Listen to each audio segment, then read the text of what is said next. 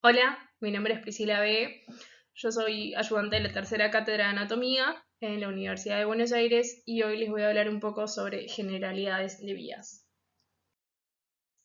Los objetivos de esta clase son, en primer punto, y como en todos los temas, siempre definir de qué vamos a hablar, es decir, qué es una vía.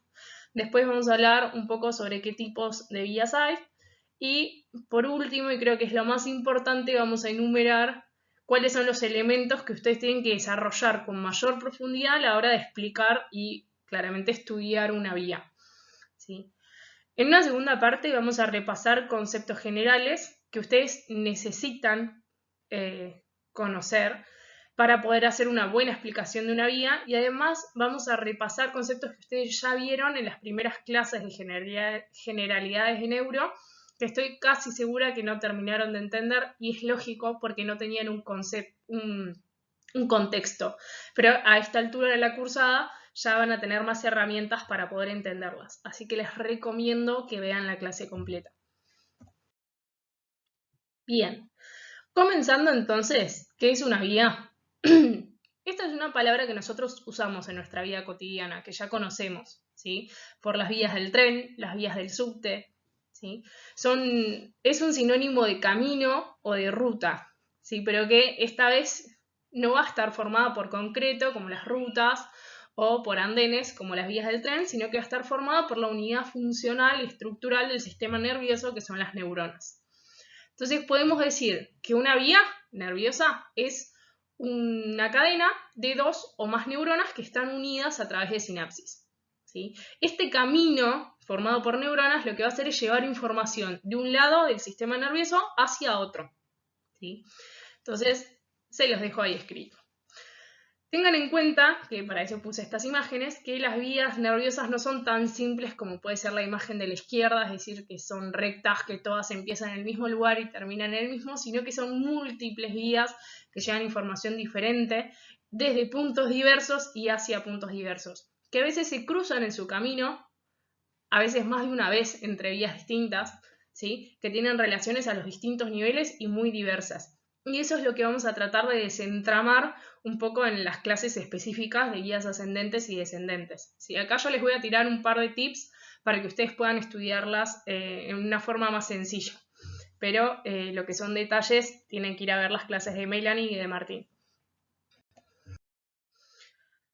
A grandes rasgos tenemos dos tipos de vías. Unas vías ascendentes o sensitivas y vías descendentes o motoras. Las vías ascendentes van a comenzar desde la periferia, en la periferia, y van a ingresar al sistema nervioso y ascender hacia centros encefálicos, ¿sí? ¿Cómo empieza esta vía? Con un estímulo. Un estímulo que va a activar un receptor específico. Este va a activar toda la vía que se va a transmitir a través de nervios periféricos, ¿sí? En este caso estamos tocando hierba con las manos, así que la información se está transmitiendo por bastantes nervios, pero entre ellos el mediano. Entonces viaja periféricamente por el mediano a nivel de las raíces de los nervios raquídeos. La información va a viajar por la raíz dorsal, que es la parte sensitiva de todos los nervios raquídeos, ¿sí? Siempre haciendo una primera estación a nivel del ganglio anexo a la raíz dorsal, va a ascender por la médula y va a llegar a los centros encefálicos. Como les decía, centros encefálicos, y no estoy hablando solamente de los hemisferios cerebrales, sino que el encéfalo engloba también al tronco del encéfalo, al cerebelo, ¿sí? Entonces este esquema es simplemente representativo, pero tengan en cuenta entonces que va de la periferia hacia los centros encefálicos, a distintos puntos. En cambio, en las vías descendentes, la información comienza con los centros integradores, ¿sí? A nivel del encéfalo, ya sea hemisferios cerebrales, tronco o cerebelo, ¿sí? Y va a descender de nivel. En este caso del esquema, desciende a través de la médula, pero tengan en cuenta que a veces la información termina antes. Por ejemplo, los pares craneales tienen información descendente o motora que no necesariamente pasa por la médula, ¿sí? Va desde los hemisferios cerebrales, desciende por tronco y emerge a ese nivel por los nervios periféricos, ¿sí? En este esquema vemos cómo la información desciende de nivel a través de la médula.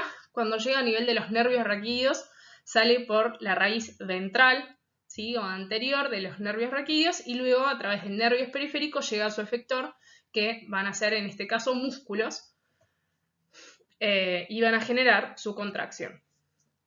Ok. Bien. Estas vías, que pueden ser ascendentes o descendentes, que ya dijimos que unas eran sensitivas y otras motoras, no llegan siempre a la misma información, porque no es tan fácil definir la información como motora y sensitiva, sino que hay muchas más ramas y clasificaciones, ¿sí? En primer punto, podemos hacer la gran diferencia entre información consciente e inconsciente, ¿sí? Según el nivel de conciencia que tengamos de esta información. Por ejemplo, bueno, un tip que les voy a dar acá es que toda la información consciente necesariamente tiene que provenir o llegar a corteza cerebral. Si su origen o su terminación no está en corteza, no va a ser información consciente, ¿sí? Entonces, si nos vamos a la información motora o descendente, en este caso, en este teórico, nos vamos a centrar más que nada en lo somático, ¿sí? Porque ustedes sabrán que existe otro tipo de información, que es la información visceral, por ejemplo, o sea, no sé, cuando late el corazón, cuando respiramos, la digestión, que yo acá no estoy tocando porque lo vamos a ver junto con la clase de sistema nervioso autónomo. ¿Sí? Acá vamos a hablar simplemente de lo somático, pero tengan en cuenta que también existe. Bueno, en este contexto de vías, las vías motoras las podemos dividir en piramidales y extrapiramidales. Las pirámides, como ustedes sabrán, son estructuras anatómicas que se encuentran a nivel del tronco del encéfalo, ¿sí? Pero además, otra gran diferencia que tenemos entre las vías piramidales y extrapiramidales es que las primeras son vías conscientes. Es decir, que la información se origina a nivel de corteza cerebral, ¿sí? Estas vías, les doy un ejemplo, son la córtico-espinal, córtico de corteza, espinal de médula, y la córtico-nuclear, que es la información motora que va a llegar bueno, a todos los nervios del cuerpo. Las información consciente, es decir, yo ahora quiero mover el brazo, ¿sí? El bíceps, voy a hacer la contracción del bíceps, esto es consciente, porque yo lo hice de forma consciente. Entonces, esa es una vía piramidal. Las vías extrapiramidales no tienen origen a nivel de la corteza, pueden tener su origen a distintos niveles del tronco, como puede ser la rubro espinal, que viene de los núcleos rojos, y esa va a ser información inconsciente, ¿sí? Las van a desarrollar mucho mejor con Martín o Melanie.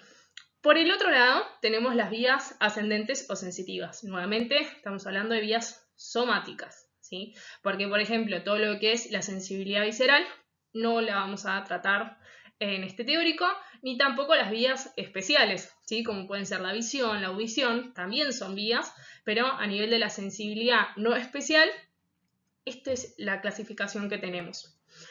Dentro de la sensibilidad somática, la podemos dividir en dos grandes grupos, superficial y profunda. Dentro de la sensibilidad superficial tenemos en primer punto, y yo creo que es la sensibilidad más conocida, al tacto. ¿Sí? El tacto es lo que nosotros cotidianamente hacemos, ¿sí? Cuando agarramos un objeto, ¿sí? Y sentimos las partes que nos está tocando y poder reconocerlo. Al tacto podemos dividirlo en dos tipos de tacto, ¿sí? Y no simplemente por el tipo de información, sino que estas dos vías del tacto viajan por caminos diferentes, es decir, por vías diferentes. Si yo tengo lesión de una de las vías pero no de la otra, aún voy a conservar una parte del tacto. Es súper interesante esto. El tacto fino o epicrítico va a ser un tacto mucho más detallado que nos va a permitir diferenciar, ¿sí? Qué es lo que estamos tocando. Por ejemplo, yo acá tengo este objeto, si cierro los ojos y lo toco, tal vez hubiese podido reconocer qué se estaba tratando. Porque siento los bordes, siento las puntas, siento que una parte, las texturas, ¿sí? Si yo cierro los ojos, tengo dos mascotas y las toco con los ojos cerrados, puedo saber cuál es cuál, porque siento que un pelo es más suave que el otro, ¿sí? Entonces, este tacto nos va a permitir descubrir y diferenciar detalles. En cambio, el tacto grueso es un tacto mucho más difuso, ¿sí? Menos definido, menos desarrollado, ¿sí? Me están tocando, pero con menos detalle. No quiere decir que uno sea menos importante que el otro, solo que uno tiene más detalles y el otro menos. Luego tenemos la sensibilidad térmica, que nos va a permitir sentir el calor y el frío, ¿sí? La nocicepción, que es la que nos permite sentir dolor, por ejemplo, cuando nos pinchan, si no son los mismos receptores, no son las mismas vías. Esto de que sean distintas vías es súper interesante, por ejemplo, en la clínica médica se usa mucho. Cuando tenemos un paciente neurológico que tenemos que examinar, le vamos a ir testeando las distintas sensibilidades para ver cuáles tiene conservadas, cuáles tiene anuladas o disminuidas. Y cuando podamos reconocer cuáles tiene indemnes y cuáles no, vamos a definir dónde tiene la lesión, porque cuando ustedes sepan por dónde transcurre la vía, eso nos va a decir dónde está el error anatómico o funcional. ¿Sí? Entonces, el tacto se pueden imaginar que es bastante fácil de examinar. ¿Sí? Vamos a seguir tocando al paciente, preguntándole si siente dónde lo estamos tocando, con qué lo estamos tocando. La sensibilidad térmica, lo mismo, frío, calor, nocicepción lo vamos a pinchar. De hecho, hay una prueba bastante conocida que es la de toco-pincho. ¿Sí? Se agarra la tapita de una lapicera, así. Con esta parte tocan y con esta pinchan. Entonces le van a ir preguntando al paciente cuándo tocan y cuándo pinchan. Toco, pincho, pincho, pincho, toco. ¿Sí? Siempre con los ojos cerrados para que se valgan solo del sentido de la sensibilidad y no de la visión, por ejemplo. Entonces, ojos cerrados o mirando para otro lado. Bien. Luego tenemos la sensibilidad profunda. Como ven acá no puse una línea muy definida y es porque la nocicepción, el dolor, puede ser tanto superficial como profundo, ¿sí? Pero el resto de las que voy a seguir nombrando son sensibilidades profundas. Tenemos la varestesia, que sensa presiones, ¿sí? Presión sería como el tacto profundo. Palestesia, que sensa vibraciones, y en clínica médica lo examinamos con este instrumento, que son los diapasones que usamos para afinar las guitarras, pero vibran. Entonces lo hacemos vibrar, tocamos al paciente y a ver si siente o no las vibraciones. Y por último, y muy importante, la batiestesia o propiocepción. La propiocepción es el sentido de la posición del cuerpo. Si ustedes le piden al paciente o lo pueden hacer ustedes mismos, cierran los ojos para no ayudarnos de otro sentido, sabemos en qué posición está todo nuestro cuerpo. Y eso es porque hay receptores a nivel de los músculos, de las articulaciones, que nos dicen cuál es la posición. Tanto la posición estática como el movimiento. Entonces, esto en clínica se examina de la siguiente forma, ¿sí? Le pedimos al paciente que cierre los ojos, imagínense que estos son los dedos del pie, y agarramos al segundo dedo y se lo ponemos para arriba, ¿sí? Esto es para que él no lo haga en forma activa, entonces no sepa cómo está su dedo. Si puede decirnos que el dedo está en flexión, entonces tiene la sensibilidad estática conservada, ¿sí? La estatoestesia. Y otro que podemos hacer es moverle el dedo, también en forma pasiva, es decir, lo movemos nosotros. Y si nos dice, me están moviendo el dedo, es que tiene la sinestesia o el sentido del movimiento también conservado. Bien, esos son los tipos de información. Como les anticipé, existen otras vías que nosotros clásicamente no las tratamos en este trabajo práctico porque las desarrollamos con mucho más detalle más adelante, ¿sí? Como las vías visceromotoras y sensitivas viscerales, que las van a ver en el trabajo práctico del sistema nervioso autónomo, ¿sí? Pero que también son vías, porque es información que se origina en el sistema nervioso y implica una ruta de información que llega hacia la periferia y tiene órganos efectores, donde, no sé, se dará la secreción de glándulas o el movimiento de distintas vísceras, pero que siguen siendo vías. El arco reflejo, todos los sentidos, visión, audición, olfato, ¿sí? Las vías de los núcleos profundos, porque si nosotros volvemos a las primeras diapositivas donde vimos la definición de vías, que era una ruta de información formada por dos o más neuronas que llevan información de un lado a otro, todas estas vías aplican, así que son vías, solo que no las tratamos con detalle en estas clases, pero tengan en cuenta que lo son. Y acá llegamos a la última parte de esta primera parte, que yo les decía que es muy importante, y es cómo describo esta vía, estas vías. Yo no me voy a centrar en ninguna en específico, porque para eso tienen las clases de Melanie y de Martín, pero les recomiendo que me presten un poquito de atención, así ya saben dónde poner el fibrón y resaltar los puntos importantes para estudiar, ¿sí? Siempre al principio deberían hacer una introducción con la información más importante, ¿sí? Entonces, para mí, describir una vía es como describir una línea de subte, ¿sí? Ahora vamos a ver por qué digo eso. Pero siempre tienen que decir en un primer punto si es una vía ascendente, descendente o una vía especial, ¿sí? Siempre. ¿Qué información lleva? Porque dijimos que solo con decir sensitivo motor no alcanzaba, porque hay distintos tipos de información. ¿Sí? No es lo mismo la sensibilidad térmica que la sensibilidad proprioceptiva, viajan por distintas vías. Después deberíamos decir de qué lado llega. ¿Sí? Esto yo no lo había nombrado, pero evolutivamente muchas de nuestras vías, la gran mayoría, en algún punto se cruzan. ¿Sí? Por ejemplo, la información sensitiva de esta mano, ¿sí? Yo me toqué, no la procesa este hemisferio cerebral, lo procesa este. ¿Sí? Entonces, mucha la información en algún punto cruza la línea media y llega al otro lado. Entonces, nosotros tenemos que decir si llega del mismo lado la información que se originó o si llega al lado contralateral. ¿Sí? Como les decía, es casi siempre. ¿Sí? Hay algunas que no se cruzan o hay algunas, por ejemplo, unas vías cerebelosas se cruzan 2 veces. Y entonces al cruzarse 2 veces la información termina llegando del mismo lado. Entonces nosotros precozmente en nuestra explicación tenemos que decir si la vía llega del mismo lado o no. ¿Sí? Y después sí, nos vamos a meter de lleno a describir la vía. ¿Cómo la vamos a describir? Siempre siguiendo la dirección de la información. Entonces, como hacíamos en las venas y las arterias, que las venas las describíamos de la periferia al centro y las arterias del centro a la periferia, acá vamos a hacer lo mismo. Las vías ascendentes van desde afuera hacia adentro y las vías descendentes van desde los centros integradores en el centro hacia la periferia en su efector.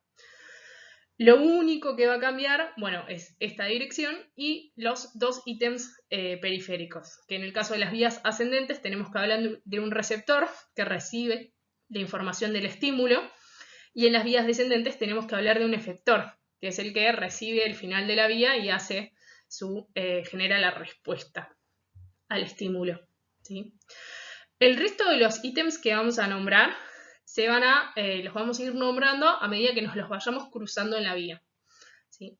Una de las cosas que no nos podemos olvidar es dónde están los somas neuronales. Como les decía, las vías son cadenas de neuronas, ¿sí? Que forman un camino de 2 o más neuronas. Entonces, de esta neurona lo que me interesa es dónde está el cuerpo, el soma neuronal. ¿Sí? De la primera, de la segunda, tercera, cuarta, en el caso que exista. Y para mí, en un subte, serían las distintas estaciones. ¿Sí? A mí me gusta la línea C porque me la tomo mucho. Entonces, la línea C es un tipo de vía de subte que lleva pasajeros desde Constitución a Retiro. Y su primera neurona desde Constitución a Retiro sería la estación San Juan. ¿Sí? Entonces, así se definen. Y las tenemos que ir ubicando mientras nos las vamos encontrando en nuestra explicación. También tenemos que ubicarlas en los distintos niveles. Entonces, esta vía en médula, ¿dónde se encuentra? ¿En el cordón anterior? ¿En la parte anterolateral? ¿En el cordón posterior? En tronco del encéfalo, ¿en qué parte está? ¿Sí? Tanto en bulbo, en protuberancia como en mesencéfalo, porque las relaciones difieren mucho a medida que las vías van transcurriendo. Otro ítem que tenemos que pasar es el de la decusación. Como les decía, la mayoría de las vías van a cruzar la línea media en algún punto. Y este cruce de la línea media se llama decusación. Entonces, no es indiferente cuándo cruza, porque no es lo mismo una vía que apenas se origina, cruza de lado, a una vía que transcurre la mitad de su trayecto de un lado y cruza a niveles mucho más superiores y luego se hace contralateral, que tiene miti-miti del trayecto. Entonces tenemos que saber dónde decusa exactamente. Y por último, los centros integradores, es decir, dónde se originó la información o a dónde llegó la información. Estos centros integradores dijimos que eran encefálicos, entonces puede ser a nivel del tronco del encéfalo, a nivel de los hemisferios cerebrales o a nivel del cerebelo. Pero queremos saber exactamente dónde, en qué núcleo, en qué corteza, porque cada una de estas estructuras va a tener información especializada para procesar o generar esta información. ¿Sí? Cuando lean vías se van a dar cuenta, por ejemplo, las vías sensitivas no llegan a una sola corteza, llegan a varias cortezas. Les recomiendo que se queden con la corteza principal a la cual llegan. por ejemplo, las vías sensitivas que van a llegar a las cortezas postrolándicas en el lóbulo parietal, ¿sí? Porque después van a llegar a otras cortezas, por ejemplo, de asociación o que se van a juntar con otros sentidos porque las vías son complejas, llegan a distintos lugares, pero siempre subrayen al lugar principal a donde llegan, ¿sí? Eso no pueden dejar de saberlo. Después, adicionalmente, y como para subir nota, sí pueden saber a qué otros lugares llega, pero siempre el lugar principal de llegada lo tienen que saber, ¿sí? Les doy un ejemplo. Por ejemplo, las vías son necesarias para muchas acciones distintas. Entonces ahora, mientras yo estoy hablando, estoy haciendo un feedback constante en mi cerebro, ¿sí? Porque yo por un lado estoy pensando qué es lo que quiero decir.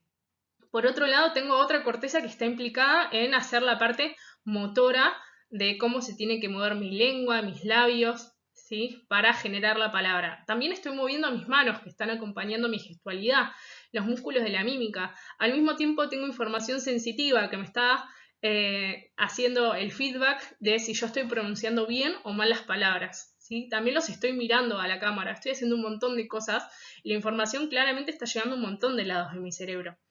A veces cuando vamos al dentista y nos ponen anestesia y no sentimos bien la lengua, nos cuesta pronunciar las palabras, pero no porque no podamos hacer bien la parte motora, sino porque no tenemos ese feedback. Yo no siento bien si estoy pronunciando la R porque no siento que mi lengua esté tocando el paladar.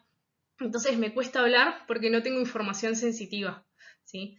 Entonces esa información sensitiva está llegando a un montón de lados de mi cerebro para que yo pueda estar haciendo lo que estoy haciendo en este momento, ¿sí? Súper interesante neuro. Pero bueno, todo esto era para decirles que prioricen la información. Siempre el principal centro integrador y después secundariamente el resto. A nivel de pregrado les sirve. Bien, acá les traigo algunos ejemplos de vías para que veamos estos ítems que yo les dije que eran importantes. Entonces a la izquierda tenemos dos vías sensitivas, ¿sí? La primera es el sistema anterolateral, ¿sí? Lo interesante, bueno, todas estas vías están graficadas con cortes de los distintos niveles del sistema nervioso. El primero que nos encontramos en todas es la médula, y después 3 cortes consecutivos del tronco del encéfalo, bulbo, protuberancia, mesencéfalo y después hemisferios cerebrales, para que estemos en la misma página. La información del sistema anterolateral apenas ingresa a la médula, decusa, ¿sí? Entonces a niveles medulares ya cambió de lado, apenas ingresa a cada uno de los niveles. Mientras que la del cordón posterior, que es la que les estoy mostrando acá, transcurre todo su trayecto por el medular por el mismo lado y recién a niveles vulvares es cuando va a cambiar de lado. Entonces, con una lesión, por ejemplo, a nivel de la médula, de la mitad de la médula, vamos a tener la mitad de la información del sistema anterolateral. ¿Sí? Imagínense que la lesión es de este lado, ¿sí? Todo lo que esté por abajo de la vía del costado del sal, ¿sí? La lesión no va a estar de este lado, va a estar de este lado, porque la información ya había cruzado. Entonces se lesiona el lado contralateral. Pero de esta información del cordón posterior, las repercusiones se van a ver de este lado, ¿sí? Lo van a ver mejor en las clases específicas, pero esto es algo a lo que jugamos un montón en lo presencial, ¿sí? Se tomaba mucho en los parciales, porque es algo puramente anatómico, ¿sí? No es que los estamos haciendo pensar en clínica, ¿sí? Es por dónde pasa la vía, ¿ya decusó o no decusó? Y tienen que pensar no solo en una, sino en varias. Así que jueguen a eso, que es muy interesante y realmente prueba si entendieron o no entendieron el tema. Y aparte en la carrera lo van a seguir viendo un montón, porque es algo que muy característico. Y bueno, por el otro lado tenemos a dos vías descendentes, motoras. Lo que les quería mostrar acá es cómo estas se originan en cortezas, que es la córtico-espinal, córtico-corteza, y esta que es la tectoespinal, cómo se origina a niveles troncales, ¿sí? Entonces ya con este punto de partida ya sabemos que una información es consciente y que la otra es inconsciente. Y lo otro que les quería remarcar, lo último lo prometo, es qué importante es saber las relaciones a los distintos niveles, porque miren qué diferentes que son. Se relacionan con distintas estructuras, pasan por distintos bordes del sistema nervioso, tienen distinta irrigación, ¿sí? Entonces tenemos que saber a grandes rasgos dónde está ubicada cada uno de los niveles, porque así podemos encontrar las lesiones y bueno, y eso es la anatomía, ¿no? Relaciones y irrigación. Así que traten de integrar un poco. Y bueno, llegamos al fin de la primera parte, quédense a la segunda, les prometo que se van a ir aprendiendo algo que ustedes pensaban que ya habían aprendido, pero en realidad no lo habían terminado de entender. Así que, bueno, nos vemos en la segunda parte.